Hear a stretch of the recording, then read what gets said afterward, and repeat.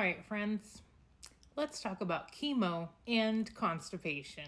So I mentioned it in my previous video, the constipation I had from AC chemo, and I appreciate the person that messaged me asking about it, because that reminded me to make a video, because hello chemo brain, sometimes something shiny and I totally forget. So if you ever have any questions, feel free to either message me or drop something in the comments to remind me, because I don't always remember.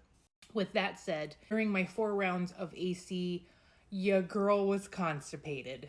TMI, but everybody poops, right? But we all know that chemo sucks. Chemo is rough, but it's also very humbling.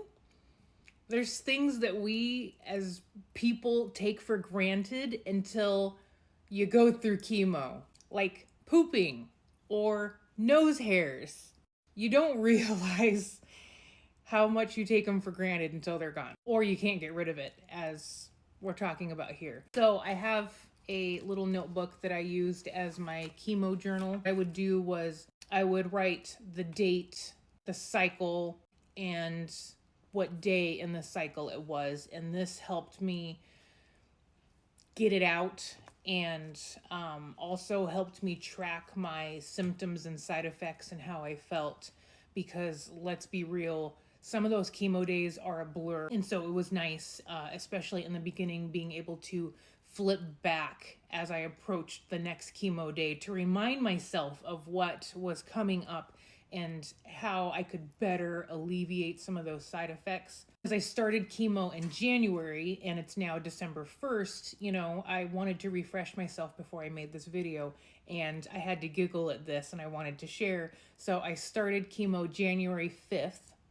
and on January 9th, I wrote day 5, cycle 1, woke up at 4:45 a.m. without an alarm.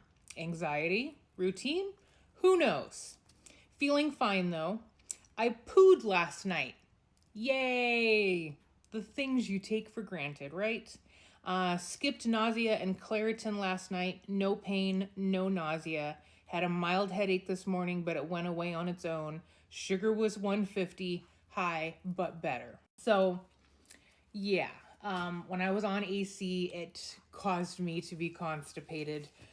Thankfully for me, my body, it was only in the days right after I got my AC chemo, and then it would go away and I would go back to normal just to do it all over again for the next cycle. So, here's what worked for me. I used these. It's just the Equate Walmart brand stool softeners.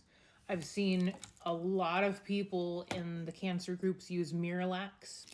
I had bought this before I knew about Miralax, so I just stuck with this because I already had it on hand, and it did work for me. Oh, and something else I do, it's probably backwards, but it says poops 1 to 3 per day, because I got so sick of doing this. Like, I just want to see the instructions. I don't want to have to peel the stupid label back to see the instructions every single time I want to take one of these. So I got a little crafty and just wrote on a little piece of paper, cut it to fit, and then I slapped some tape over it so I can just look at the lid.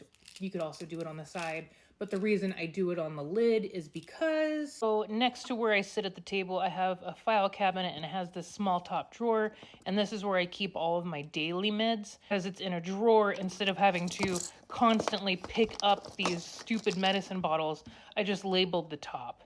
And so that makes it easier for me. And then the ones that are not labeled are fresh bottles that I haven't opened yet. Okay, so on top of the stool softeners or Miralax, prunes. I was eating them like they were a freaking food group. You don't have to commit to such a big bag. I just got them at Costco. I ate these like they were going out of style because I was so sick and miserable of being constipated.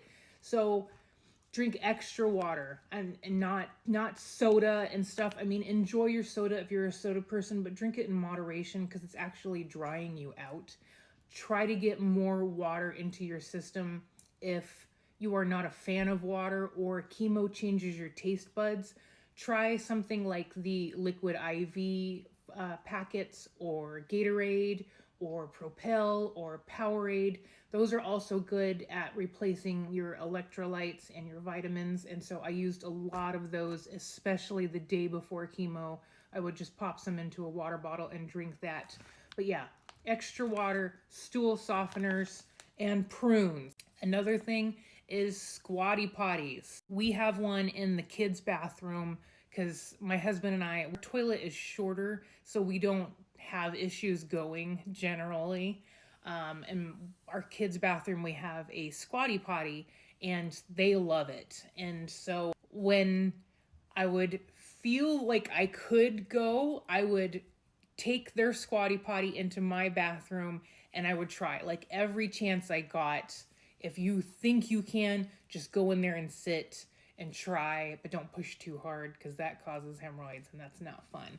But yeah, the squatty potty was amazing when I was constipated. I highly recommend, and you don't have to get the legit squatty potty. If you look on Amazon, there or other websites, there are tons of options. Just do a Google search for toilet stool.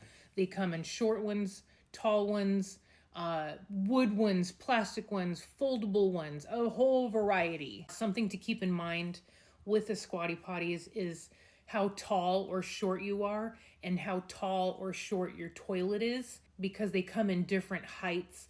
If your toilet is short and then you get like the tall or squatty potty, you don't want your knees up around your ears. That's not going to be comfortable. So keep that in mind when you're ordering. Even just like a couple of inches, a shorter squatty potty can make a world of difference when you're having trouble going. So highly recommend those. Check those out. That's another option. And if all else fails and you're still struggling, let your doctor know. I'm sure they can prescribe you something to help you enjoy the go. Okay. I love you guys. I hope that helps. I'll talk to you guys later. Bye.